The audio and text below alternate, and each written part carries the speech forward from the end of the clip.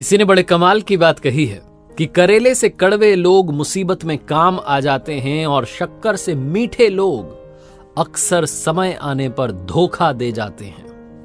नमस्ते दोस्तों, मैं हूं आरजे कार्तिक। बहुत पुराने जमाने की बात है, एक राजा जिसे मूर्तियां बहुत पसंद थी, उसके महल में बहुत सारी मूर्तियां थी और उन मूर्तियों में भी 3 मूर्तियां ऐसी थीं जो बहुत दूर से वो लेकर के आया था और उसको जान से भी ज्यादा प्यारी थी।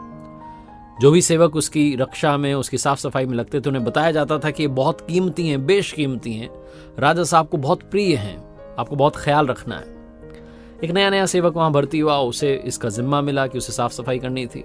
कुछ दिन तो उसने ढंग से सफाई की, लेकिन एक दिन उससे चूक हो गई और एक मिट्टी की जो मूर्ति थी वो नीचे गिर गई और नीचे गिरती टूट गई।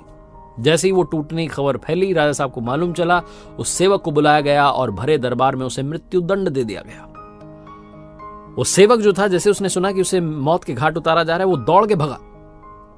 बाकी लोगों को लगा कि शायद जान बचा के भग रहा है, सैनिक उसके पीछे भागे, लेकिन वो दौड़ के गया और बाकी जो 2 मूर्तियां और रखी हुई थी, 3 में से एक तो गिर गई थी, 2 और बची थी, उन दोनों को भी नीचे गिरा करके तोड़ दिया और वापस आकर के अपनी जगह पर खड़ा हो गया। राजा ये सब देख रहा था, उसने कहा अजीब पागल है। पूछा उससे, क्या कर रहे हो ये हरकत? तुम्हें मृत्यु दंड दिया जा चुका है, तुम जाकर के 2 और मूर्तियां गिरा रहे हो, ये क्या किया?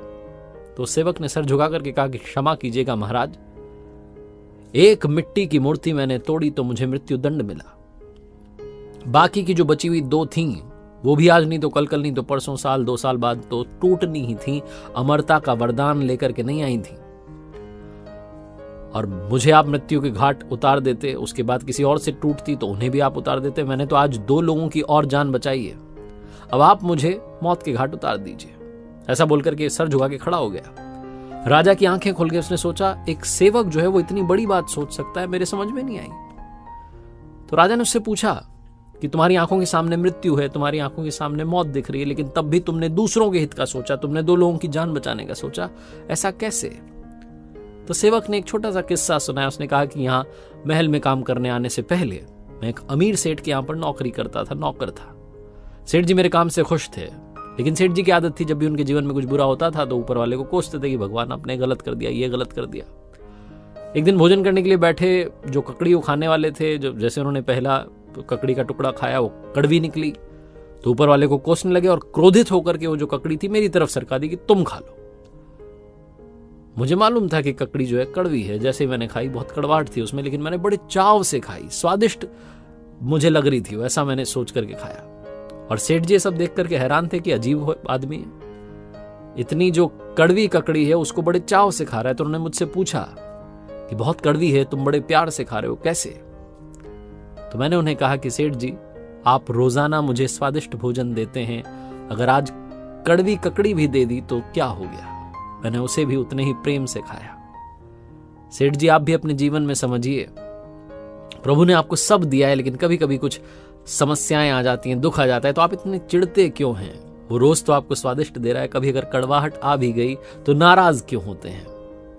सेठ जी को भी बात समझ में आ गई थी और मैंने अपने जीवन का मंत्र बना लिया कि हमेशा दूसरों के बारे में सोचना है और ये मान के चलना है कि वो कर रहा है तो कुछ ठीक ही कर रहा होगा।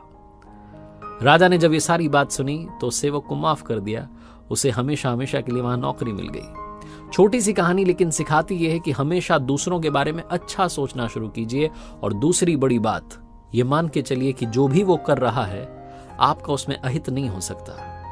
बस इसी सोच के साथ अगर आगे बढ़ेंगे तो जीवन में जितनी चुनौतियां आ रही हैं, जितने दुख आ रहे हैं, जितनी समस्याएं आ रही हैं, उन्हें उनका सामना करने का साहस आप अपने अंदर पैदा कर पाएंगे।